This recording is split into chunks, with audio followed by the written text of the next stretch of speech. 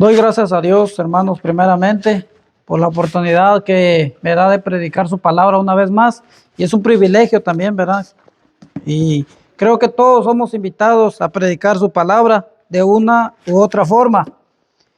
Creo que el hermano puso el tema ahí, la única respuesta para el hombre pecador. Y vamos a tener la base en Isaías capítulo 9, versículo 2. Isaías capítulo 9, versículo 2 dice la palabra del Señor. El pueblo que andaba en tinieblas vio gran luz. Los que moraban en tierra de sombra de muerte, luz resplandeció sobre ellos. Esta profecía que el Señor dio a través del profeta Isaías tuvo su cumplimiento 750 años aproximadamente en el ministerio que nuestro Señor Jesucristo tuvo en esta tierra, y tuvo su cumplimiento en Mateo capítulo 4, versículo del 12 al 16. Pero hoy en día han pasado 2025 años aproximadamente de que el Señor Jesucristo vino a este mundo. Y las buenas noticias del Evangelio aún siguen siendo eficaces para nuestra propia vida como hijos de Dios. En este caso lo acabamos de conmemorar, ¿verdad? La cena del Señor. El Evangelio es bien eficaz en nuestra vida, lo que en el transcurso de esta vida todas las mañanas nos levantamos y recordamos lo que Dios ha hecho por nosotros. Pero en esta ocasión me voy a centrar un poco sobre la importancia del Evangelio, porque el Evangelio es la única manera donde el hombre tiene que ponerse a cuentas con su Creador.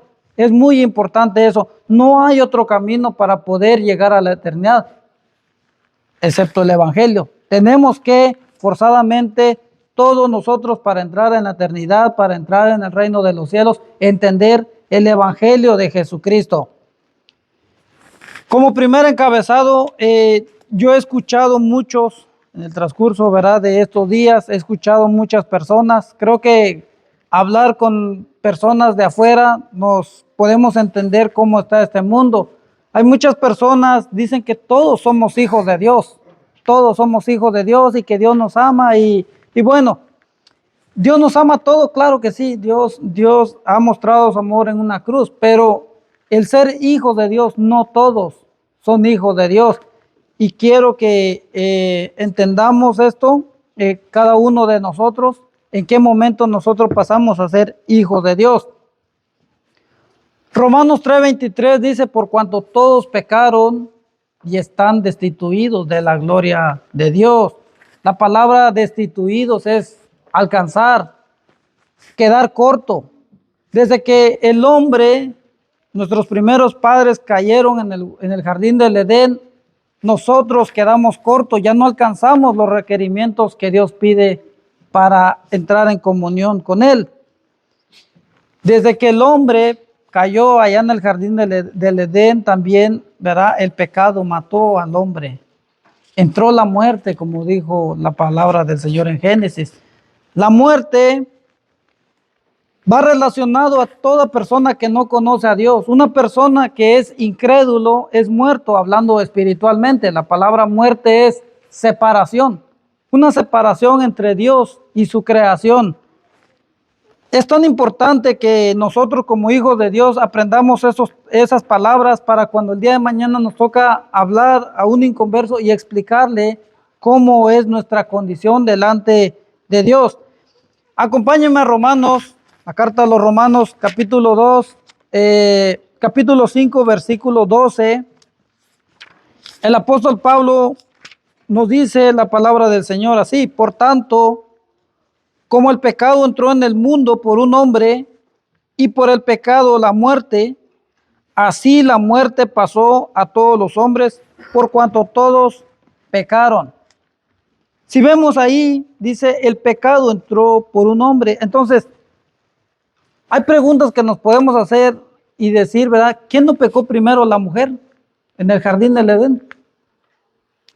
Bueno, lo que el apóstol Pablo aquí está explicando es que el hombre es el que transmite la enfermedad del pecado. La semilla del hombre natural está infectado. Eso es lo que el apóstol Pablo está explicando.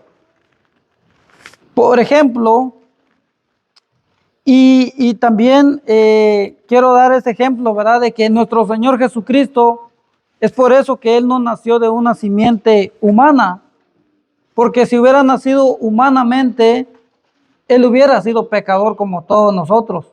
Por eso el Señor Jesucristo nació de una semilla directamente del cielo. Entonces es lo que el apóstol Pablo está diciendo, que nuestra semilla humanamente está infectado. Jeremías 17:9, ¿verdad? También la palabra del Señor nos dice: engañoso es el corazón más que todas las cosas y perverso. ¿Quién la conocerá? Fíjense, la palabra engañoso es torcido, perverso es algo incurable. En otras palabras, desde que nacemos nuestro corazón está torcido y no tenemos cura desde el día que nacemos. A nuestros hijos, si se dan cuenta, los enseñamos a que se porten bien. Nunca los enseñamos a que se porten mal. Hay que enseñarlos a portarse bien a nuestros hijos. ¿Por qué? Porque la maldad del pecado ya lo traemos desde el día en que nacemos. Y se va desarrollando conforme vamos creciendo hasta llegar a la etapa de la juventud. En la juventud es cuando ya discernimos qué está bien y qué está mal.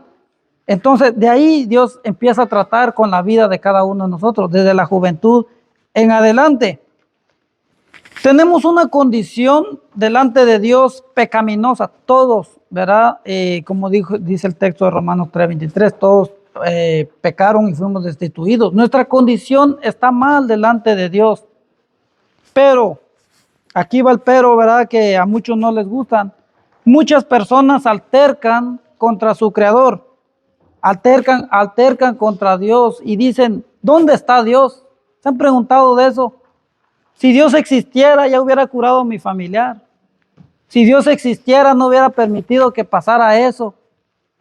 Si Dios existiera, acabara con el diablo. Muchas preguntas allá afuera que dicen eso.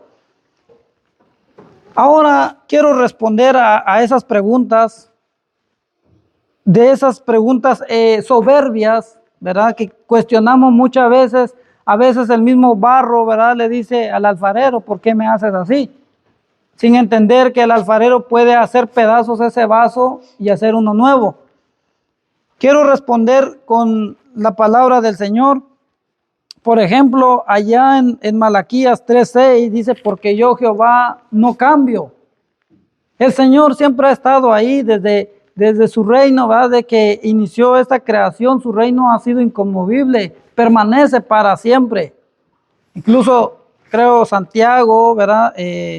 Nos explica en el capítulo 1, versículo 17: toda buena dádiva y todo don perfecto desciende de lo alto, del Padre de las luces, en el cual no hay mudanza ni sombra de variación. Dios ha estado y permanece ahí mismo. Ahora, la pregunta que quiero responder a esas preguntas, a esas cuestiones, ¿verdad? De cuestionar a Dios, de decir: ¿dónde está Dios? La respuesta que quiero dar, lo quiero dar con una pregunta. Y la pregunta es esta: ¿dónde estás tú? ¿Dónde estamos nosotros? Y creo, ¿verdad?, que el corazón del hombre que se queja más de Dios, el que aterca más contra Dios, es el que más necesita de Dios. Si se dan cuenta, es el que más necesita de Dios, porque no fuimos creados para estar separados de Dios. Entendamos cada uno de nosotros, Dios no nos necesita. Nosotros somos los que necesitamos de Él y a Él, ¿verdad? Nosotros somos los que tenemos que depender de Dios. Y creo que algunos de nosotros, los que estamos aquí reunidos, somos los que somos, creo, por la gracia de Dios, como dijo el apóstol Pablo. Entonces, nuestra condición delante de Dios está mal. No hay solución, no hay cosa que nosotros podemos hacer para agradar a Dios de nuestra forma de ver. El profeta Isaías, capítulo 1, versículos 5 y 6, Isaías nos dice también cómo es la condición del hombre, cómo ve Dios a un hombre pecador. Porque la intención de este mensaje es darle respuesta a una persona que está en pecado, ¿Cuál es la solución? El profeta Isaías dice en el capítulo 1, versículos 5 y 6, ¿por qué querréis ser castigados aún? ¿Todavía os rebelaréis? Toda cabeza está enferma y todo corazón doliente. Desde la planta del pie hasta la cabeza, no hay en él cosa sana, sino herida, hinchazón y podrida llaga. No están curadas, ni vendadas, ni suavizadas con aceite. Eso es la condición de un hombre impío. Esa es la condición del hombre que no conoce a Dios. Nada bueno hay en la persona. Y Dios es justo, como dice la palabra del Señor. Dios es justo y Dios vive airado con el impío todos los días. Lo dice el Salmo 7:11. Entonces, podemos llegar y podemos definir completamente que no todos son hijos de Dios. Entonces, el hombre siempre ha querido, ¿verdad?, justificarse, ¿verdad? Es que somos hermanos, es que somos humanos y somos hijos de Dios. No, hermano, no caigamos como hijos de Dios tampoco al querer justificar al inconverso. No, Dios tiene su creación muy diferente con sus hijos. Ok, quiero decirles que no hay ninguna cura para una persona que está en pecado. No hay solución. Pero Dios, que es rico en misericordia, hace 2000 años, ¿verdad?, aproximadamente, envió a su Hijo Jesucristo a salvar, a buscar y a salvar lo que se había perdido. El Señor Jesucristo lo dijo con esas palabras. Si se fijan ustedes, es Dios quien hace la búsqueda. Es Dios quien dice, ¿dónde estás? Como lo dijo a Adán allá en el Génesis, ¿verdad? ¿Dónde estás? ¿A poco Dios no es omnisciente? Dios es omnisciente, todo lo sabe, pero Dios hace esa pregunta esperando que el hombre diga, Señor, aquí estoy, ¿verdad? He pecado, heme aquí. Entonces, eso es lo que Dios quiere oír de nosotros. El Señor Jesucristo vino a salvar y lo vino a demostrar a precio de sangre. En Hebreos capítulo 2, versículo 14, vemos cómo nuestro Señor Jesucristo vino a representar a toda la humanidad. Dice la palabra del Señor, versículo 14, así que por cuanto los hijos participaron de carne y sangre, Él también participó de lo mismo para destruir por medio de la muerte al que tenía el imperio de la muerte, eso es, al diablo. Como Jesucristo vino y nos está dando fieles promesas, nos está dando la luz del evangelio que Él lo vino a pagar. Él vino a dar totalmente su sangre. Y quiero leer Colosenses 2:13 también para que entendamos nuestra condición y la condición que estábamos muchos de nosotros. Colosenses 2:13 al 15. Dice el apóstol Pablo, y a vosotros, estando muertos en pecados y en la incircuncisión de vuestra carne, os dio vida juntamente con Él, perdonándonos todos los pecados, anulando el acta de los decretos que había contra nosotros, que nos era contraria, quitándola de en medio y clavándolo en la cruz, y despojando a los principados y a las potestades, los exhibió públicamente, triunfando sobre ellos en la cruz. Vemos cómo nuestro Señor Jesucristo vino y destruyó todo el imperio conforme nosotros vivíamos a las corrientes de este siglo. Jesucristo vino y lo destruyó totalmente en la cruz del Calvario. Es por eso que ningún hombre busca a Dios, ningún hombre, si se fijan ustedes, nadie se ha convertido en decir yo voy a ir a buscar a Dios porque hay una... No, necesitamos oír la palabra de Dios para poder hacerle caso, ¿verdad? Para darle el sí a Él. Dios quien hace la búsqueda, porque el apóstol Pablo explica allá en Romanos capítulo 3, versículo 10, no hay justo, no hay ni siquiera uno, no hay quien entienda, no hay quien busca a Dios. Y termina, ¿verdad? En ese versículo, no hay ni siquiera uno. Todos se han desviado, dice, a unas se hicieron inútiles. Eso es lo que es la condición del hombre. El hombre nunca busca a Dios por su propia cuenta. Ahora, Dios está buscando a cada uno de nosotros. Es el de nosotros aprender a responder. ¿De qué manera vamos a responder a nuestro Dios? También es muy importante que cada uno sepamos, ¿verdad?, de que hay muchas personas que intentan buscar el favor de Dios ignorando la cruz. Muchas de las personas intentan buscar agradar a Dios, por ejemplo, hacer buenas obras, portarse bien, ayudar a los demás. Y no me vayan a malinterpretar, porque eso es muy importante después de que nosotros entendamos el Evangelio. Pero muchas personas intentan hacer eso para agradar el favor de Dios. Y déjenme decirles que no hay nada de eso que a Dios le calme la ira, porque Dios está enojado, Dios está airado totalmente con toda la maldad. Es por eso, si las personas se pudieran justificar haciendo buenas obras, si las personas se pudieran justificar haciendo las benevolencias, creo que los huérfanos, creo que los mancos, creo que los ciegos quedarían fuera del reino de los cielos. Pero Dios es grande en misericordia, que no necesita eso para nosotros podernos justificar. Dios ha venido y ha quebrantado toda sabiduría, todo conocimiento de este mundo y nos lo ha revelado espiritualmente a cada uno de nosotros. Entonces, el profeta también Isaías, capítulo 64, versículo 6, dice la palabra del Señor: si bien todos nosotros somos como suciedad y todas nuestras justicias como trapo de inmundicia, todas nuestras justicias que queramos hacer, el querer agradar, el querer buscar el favor de Dios, todos son trapos inmundos delante de Él. No hay nada que le podemos calmar la ira al Señor. Por eso es tan necesario entender la cruz, entender la sangre, entender el Evangelio de Jesucristo. Y es un Evangelio tan fácil de entender cuando nosotros realmente queremos obedecer. Jeremías dijo allá en el capítulo 2, versículo 22, aunque te laves con lejía y amontones jabón sobre ti, la mancha de tu pecado permanecerá aún delante de mí, dijo Jehová el Señor.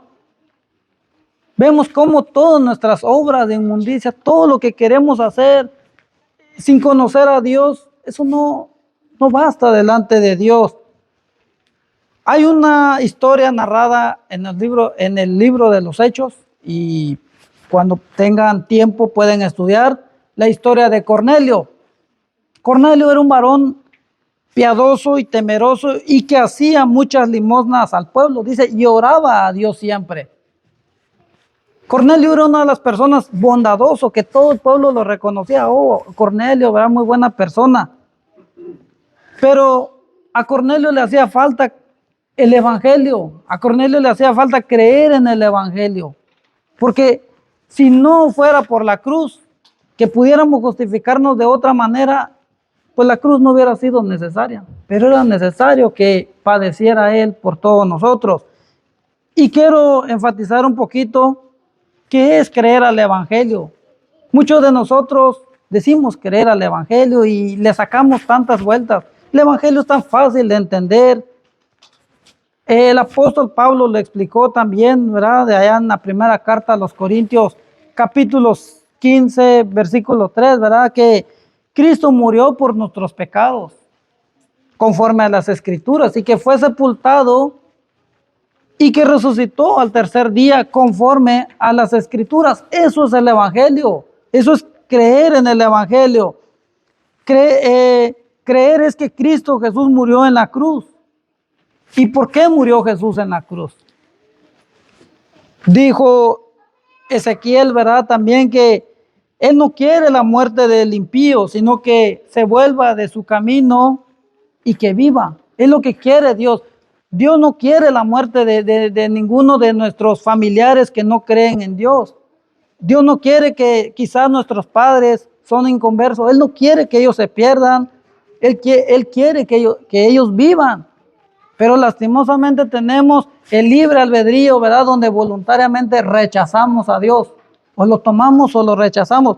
Y es lo que Dios quiere, ¿verdad? Dios está rogando por medio de cada uno de nosotros, incluso a nuestros familiares les hablamos, ¿verdad? Dios está rogando a que se vuelvan de su mal camino.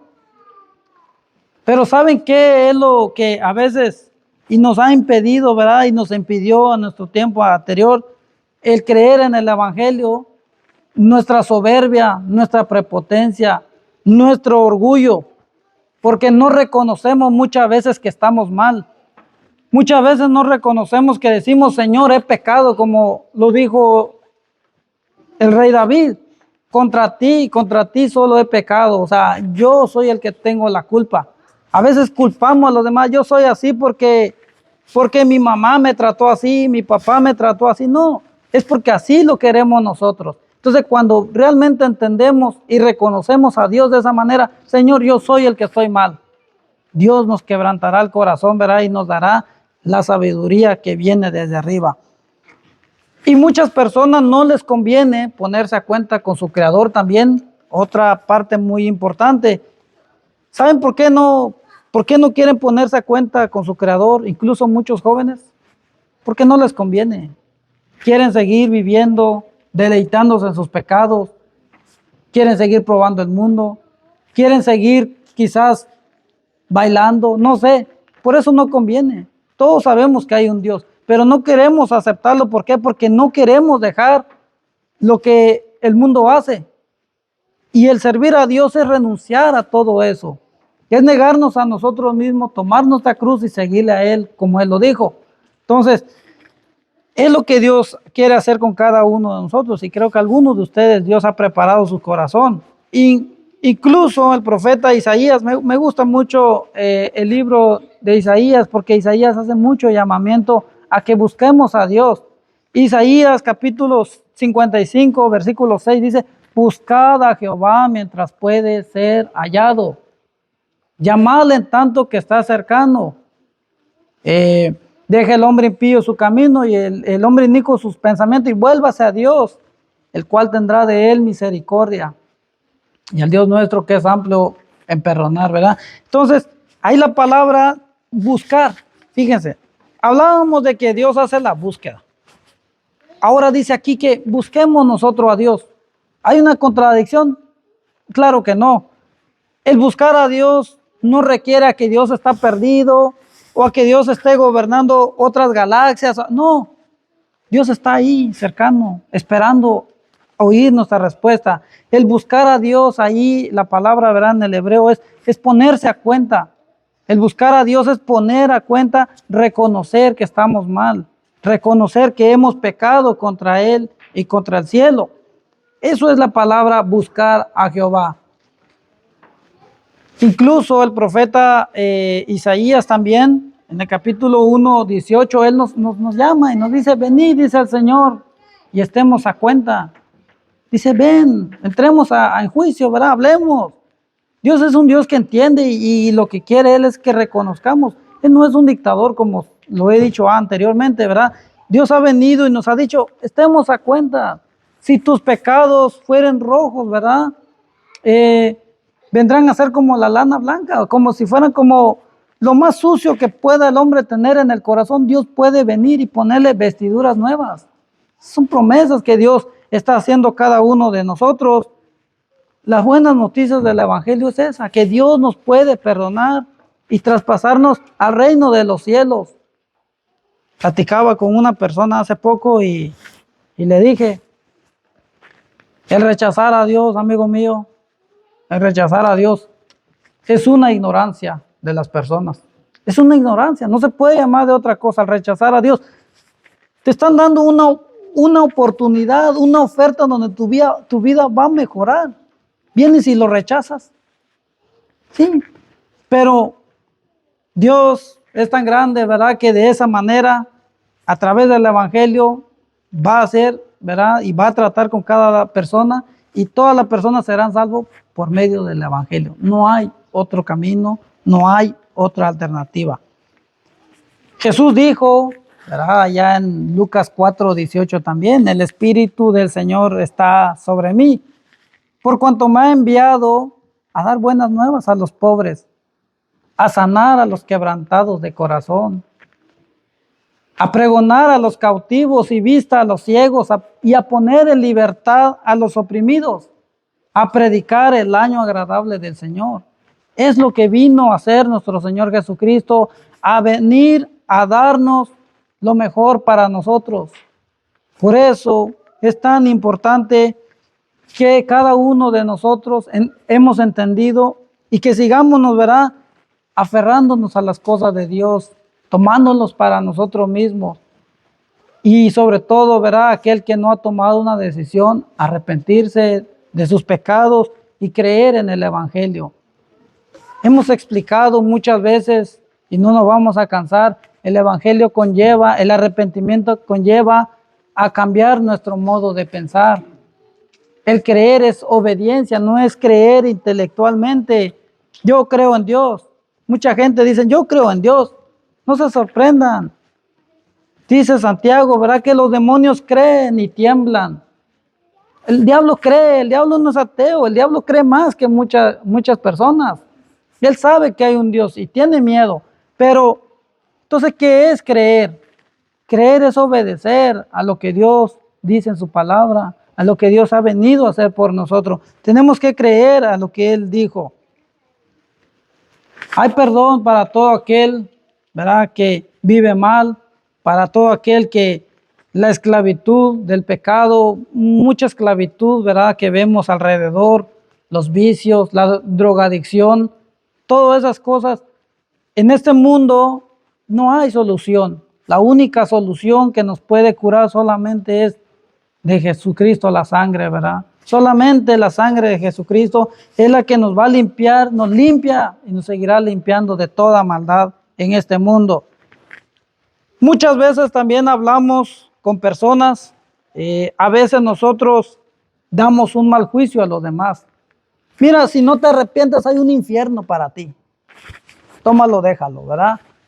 No, Dios no trata con el corazón así de primera vez. Claro, Dios después va tratando conforme la persona ha sido amonestado. Pero Dios primero hace una buena invitación a cada uno de nosotros. Él dice, oye, yo soy el que borro tus rebeliones por amor de mí mismo, de amor en mí mismo, perdón. Dice, entremos en juicio. Habla tú para justificarte. Dios está esperando que habla tú, o sea, hablemos, lleguemos a un acuerdo. Dime que estás mal y yo te perdono. Es lo que Dios está haciendo en el corazón de cada uno. Y hay una promesa de Dios y una promesa que nos parte el corazón a cada uno de nosotros, ¿verdad? Y nos parte en el sentido de que nos lleva a querer obedecer a Dios. Miqueas capítulo 7, versículo 19. Quiero que lean conmigo este texto, Miqueas 7:19, la promesa del Señor para todo aquel que esté en pecado. Dice, Él volverá a tener misericordia de nosotros, sepultará nuestras iniquidades y echará en lo profundo del mar todos nuestros pecados. Dios no promete quitártelo y a rato devolvértelo, no. Dios promete agarrarlo y lanzarlos al fondo del mar. Y cuando Dios dice, yo soy el que borra, es cuando Dios dice, yo ya no me acordaré, Dios ya nunca tendrá memoria de eso. Nosotros somos los que muchas veces nos seguimos recordando de esas cosas. Dios nos ha perdonado y quiere perdonar a cada uno de las personas que se arrepiente, ¿verdad? Que teme al nombre del Señor. Incluso Miqueas también lo dice un capítulo antes, ¿verdad? Oh hombre, 6:8. Él te ha declarado lo que es bueno. ¿Y qué pide Jehová de ti? Solamente hacer justicia y amar, misericordia y humillarte ante tu Dios. Es lo único que pide. Dios no pide tantas cosas para servirle. No. Ponemos a veces nosotros, tienes que hacer esto. No, Dios solamente quiere que nosotros entendamos el Evangelio de Jesucristo. No dejes que el enemigo te vaya destruyendo, porque el enemigo y el pecado destruyen. El pecado trae su consecuencia. Lo que sembramos, eso vamos a cosechar también. Me ha impactado, ¿verdad?, leer las escrituras y en un término, en un contexto, ¿verdad?, dice la palabra del Señor que Satanás nunca va a dar libertad a sus cautivos. Nunca. Alguien que esté atrapado en las manos de Satanás, nunca Satanás va a decir, mira, estás mal, te va a dar libertad. No, él no, nunca lo va a hacer eso, ¿verdad? Nunca va a haber una persona esa libertad. Pero el Señor Jesucristo sí ha venido y a decirnos, ¿verdad? Quiero que sean libres. Quiero que me sigan. Quiero que me conozcan, ¿verdad? Quiero que conozcan la verdad y la verdad los hará libres. Es lo que el Señor dijo. El problema es de nosotros es cuántas predicaciones tenemos que oír para entregar nuestra vida al Señor. ¿Cuántas predicaciones? ¿Ha preguntado a usted alguna vez cuántas predicaciones necesito oír para entregar mi vida a Cristo? Nuestra vida está entre un hilo. Ahorita yo soy joven, puedo decir, y quizás al rato el hermano ha partido con el Señor. Entonces no sabemos, puede ser tu caso, puede ser mi caso, no lo sé. Eso le pertenece a Dios, pero en nuestro caso nosotros, ¿cuántas veces? Si leemos la historia de Jonás, el pueblo de los nínives, ¿verdad? Los ninivitas solamente escucharon una predicación. Una predicación le bastó para arrepentirse y buscar al Dios verdadero. Nosotros llevamos a veces años tras años yendo a la iglesia y nunca nos ponemos a cuentas con el Señor. Nunca nos decidimos en decir, ahora Señor, quiero servirte de corazón. Eso es lo que tenemos que empezar a entender. Salvación no es ir a una iglesia todos los domingos. Salvación es tener a Dios en nuestra vida y que vayamos el domingo es a darle gracias por lo que Él ha hecho por nosotros. Eso es agradecimiento a nuestro Dios. Eso es el servicio a Dios. Es tan interesante también que cuando oigas la voz de Dios, no te endurezcas. Hace poco comenté con una persona también. El corazón del hombre se endurece. El corazón del hombre llega al punto donde oímos una exhortación del Señor y, pues sí duele. No le voy a hacer caso. Llega la segunda exhortación y, sí, ya me hablaron. Hay personas que dicen, oye, Jesús vino y murió. Sí, ya lo sé, ¿desde cuándo? Es un corazón endurecido. El Señor dice, no endurezca tu corazón. Yo trabajo en la construcción y siempre tomo un ejemplo, ¿verdad?, para ilustrar a los demás. Me salió un callo aquí de tanto usar el martillo. Y yo les digo, mira, si yo le meto una aguja a este callo, no lo siento. Así es el corazón del hombre cuando ya está endurecido. Llega la palabra y dice, pues no, sí, el Señor murió por mí. Pero ya luego. No, es cuando oímos la voz de Dios y tenemos que aprender, ¿verdad?, a arrepentirnos. Y el arrepentimiento, lo hablábamos la otra vez, ¿verdad?, con los hermanos, el arrepentimiento, todos nosotros tenemos que irnos arrepintiendo todos los días, sí. Pero aquí está hablando de un arrepentimiento para el primer paso al servicio a Dios, para el ponerse a cuenta. Por ejemplo, personas que se drogan, ¿verdad?, o toman, el Señor dice, cambia tu modo de pensar, deja de tomar y vuélvete a Dios. Eso es un arrepentimiento, ¿verdad? Y nosotros vamos experimentando el arrepentimiento de muchas maneras después de que ya conocemos a Dios. Entonces, es tan importante que no nos endurezcamos, que no te endurezcas. Proverbios 29:1 dice, ¿verdad? El hombre que reprendido endurece su cerviz, de repente será quebrantado y no habrá para él medicina. Otras personas igualmente han dicho, si Dios me perdona y es un Dios de misericordia, voy a buscarlo cuando ya me esté muriendo en la ambulancia o ya me esté muriendo, le voy a decir, Señor, ahora sí, ¿verdad? Porque Dios no puede ser burlado. Eso es burla delante de Dios. Dios es tan sabio en sus juicios que a eso lo cataloga como burla. Entonces no es cuando nosotros queramos, es cuando Dios nos está hablando.